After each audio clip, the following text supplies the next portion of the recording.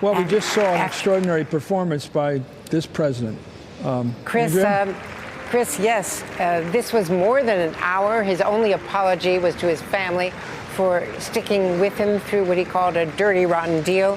He has, in particular, attacked Mitt Romney and Nancy Pelosi over and over again, calling his perceived enemies evil, corrupt, dirty cops, leakers and liars, with, as I say, special attacks for Pelosi, Schumer, Mitt Romney, and calling out by name every member of those House committees who stuck by him and all of the senators who were present in the room.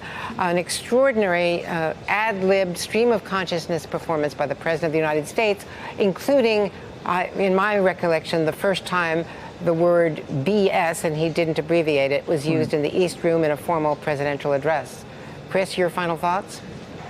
It was kind of a melange because part of it was sort of a happy post-18th hole golf meeting where you give out the awards to all the guys who did well and you kid everybody, you towel snap like in the locker room.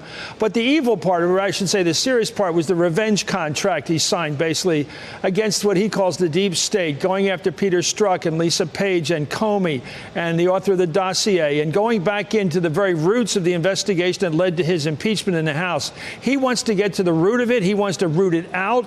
He wants to say it was all evil by his enemies. There was no truth to it. But I think especially a promise of what's to come, not only a lack of any kind of reasonable divided government. He's at war with Nancy Pelosi in a moral fight. They're talking about banishing Mitt Romney from the party. That's the language of a cult, banishment. It's not a language of the Constitution or of our American tradition.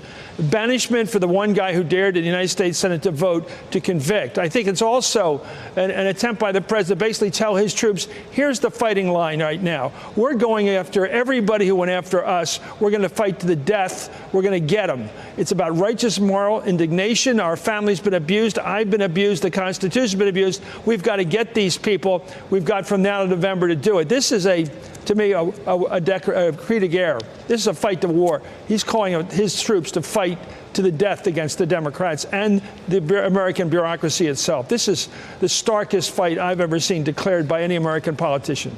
Hey there, I'm Chris Hayes from MSNBC. Thanks for watching MSNBC on YouTube. If you want to keep up to date with the videos we're putting out, you can click subscribe just below me or click over on this list to see lots of other great videos.